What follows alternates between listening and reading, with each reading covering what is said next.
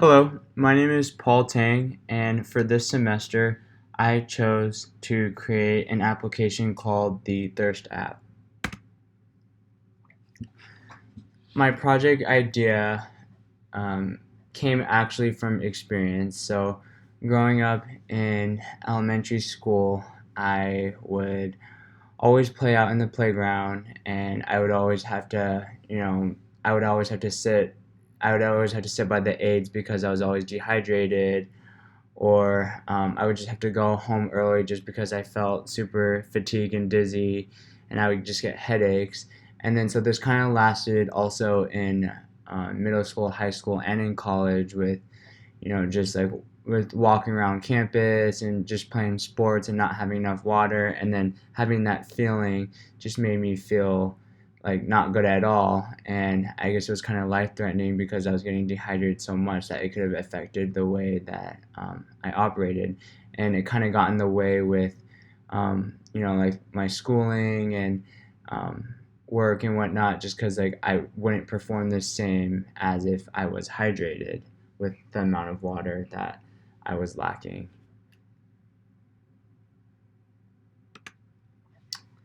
So this is the class diagram that I created. Um, so going from so we're going to start with view controller 3, and so that is the home page. And so the user will be able to enter their weight and click the calculate button, and then in the text view, which is a UI label, they'll be able to see the amount of water they need to drink per day. And then from that, they can navigate over to the view controller 4. And so in this view controller, this one's towards the left of the page. And so from this, they can type in their United States city name, and then they can view the minimum, maximum, and current temperature. And basically what that's for is just it allows a user to um, see like what they're feeling for that day. Like if it's super cold outside, like they might want to just drink some hot water, or if it's super hot outside, they might want like a cold Gatorade or something cold. So it's just preference, and it uses an API to pull that data. And then going to view controller 2, this is used for like the map view. So this is basically a way for the user to find a place to fill up their water bottles. So this will help users to search their location and city name, and then find a place that they can fill up their water bottles with. And then so going down to the view controller is where the table view data is, where the table view data is being handled. And so the user will be able to add something, edit, or delete. And so if they add, then the table view cell, which you see below, it's like bottom left. So that will just create that cell, and that cell will contain a UI label and a UI image. And so they will be able to see what the dehydration location is, and they will be able to um, view that image that they picked. And then now going over to the right to the detail view controller. So once they add it into the cell, they can click that location and then see, oh, like this is location name, dehydration location name. So like for example, like a zoo, and then they can see a photo and then some hydration advice. So I thought that was pretty cool to have that in there. And then going to the middle left is the dehydrant place, and so that's just where the data is getting stored through core data. So the dehydration description, dehydration image, and dehydration name will all get stored within core data. So in the MVC diagram, um, we'll start off with the controller. So the controller is it's always calling and retrieving and fetching um, data within the application. And then yeah, so so some examples are that it could retrieve the user's weight, like it can retrieve their water intake, and then it can start fetching um, you know new weather locations, like nearby fill up stations and whatnot. This so that controller is responsible for those options, and within that, the view is responsible for displaying, and so it's gonna display buttons, like it's gonna display um, like today's forecast, like different satellite standard views, and it's gonna be able to work with the controller, and it's gonna be able to it's gonna be able to update the controller on what's going on, what what they should show based off of what the controller has been retrieving. And so within that, the user action, like they will be able to, like view the dehydration location, and tap and view certain buttons, and then start doing the viewing for satellite and standard. And then going a little bit below is the user update. So the view and controller will work together when they need to update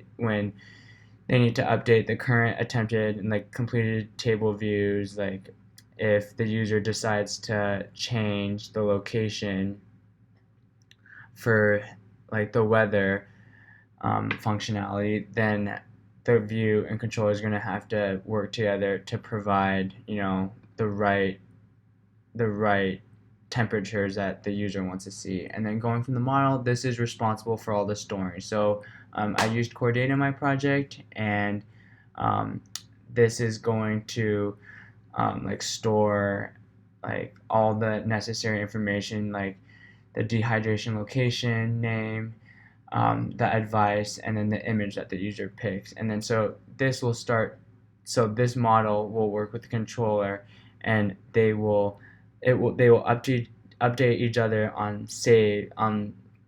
on information that's being saved, and they will notify each other when there's something new. So for example, like a weather location change. So when someone changes the weather from Scottsdale to Gilbert, then the controller and model will work together to provide the right retrievals and then the fetches, so the user can see the correct weather.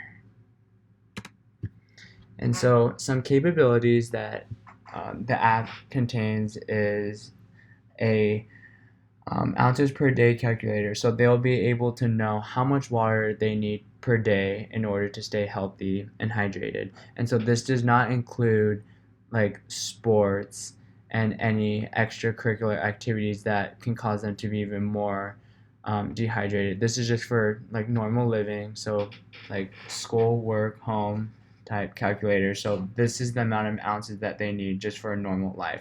So if they do play sports or do any extracurricular activities, they may need to increase the amount of ounces they needed to drink per day from that number that was given in our app. And so another capability that we have is today's forecast. And for today's forecast, they'll be able to see the temperature, the current, minimum, and maximum, and they will be able to determine preference of drinks. So they'll be able to see if they want a cold drink or a warm drink. So if they want hot water instead of cold water, or if they want a cold Gatorade because the weather's super hot outside. And so they can only use a United States city name. So this API limited me only on US city names. So so from that, we can go to dehydration places. So in this, the user will be able to add, edit, and delete their dehydration locations in this section.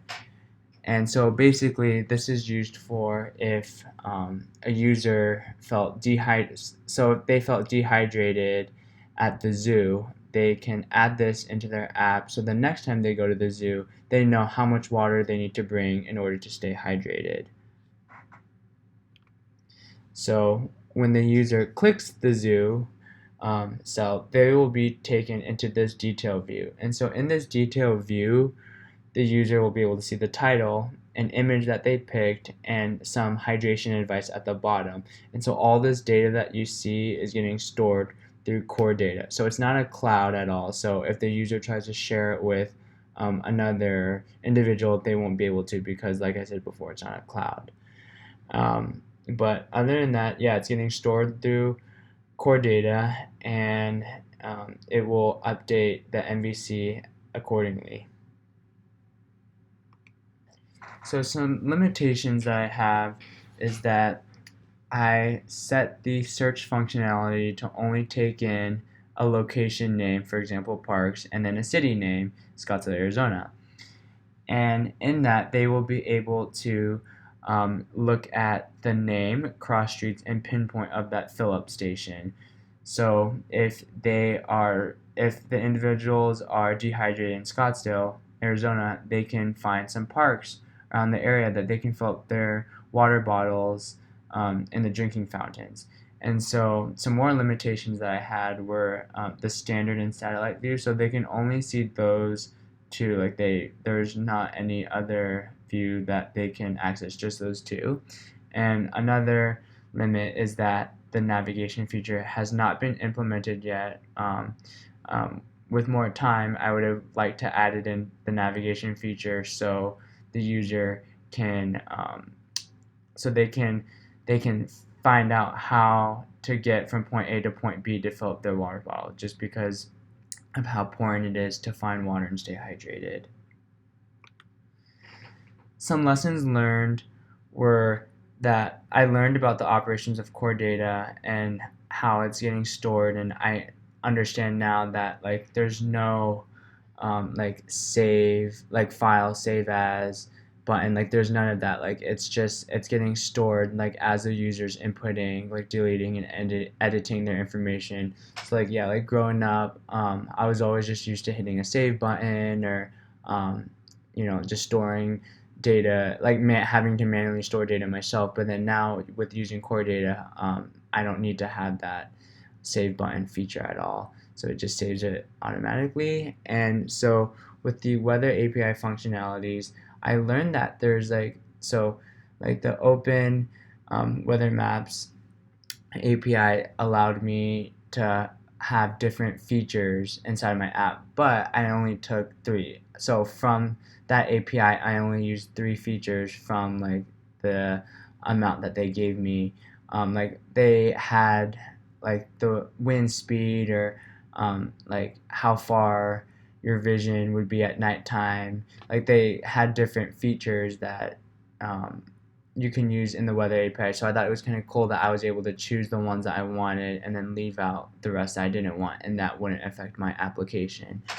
And then lastly, I learned about the user input limitations. So for example, I learned that like on my homepage, when it was asking to take in the user's weight, so I only want them to enter in digits. Like I do not want the user to be able to enter in any blank spaces or any letters, because it just doesn't make sense to add in letters for a person's weight. Like they should always be integers.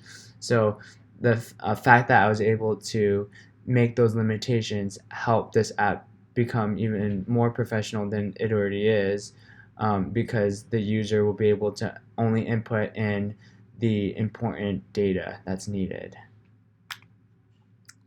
So some suggestions for improvement is I want to add in a navigation feature, like I was saying earlier, like from point A to point B, just so the user can be able to find their fill up station. Like if they want to do car, bike, or walk, that they have a way of getting there instead of like not being able to find anywhere else to fill up their water bottle, like in a public setting, at least. And I wanted to utilize an international weather API so individuals around the world can see their weather, so they can search their city, and then get their weather, so they can determine like how much water they need to drink. And then also I want them to be able to choose Celsius or Fahrenheit, just so they have the option, because I'm always used to Fahrenheit, but someone else might need to use Celsius. So I just want to give those options. So thank you for watching, and if you have any questions, please feel free to reach out to me at pjtang@asu.edu.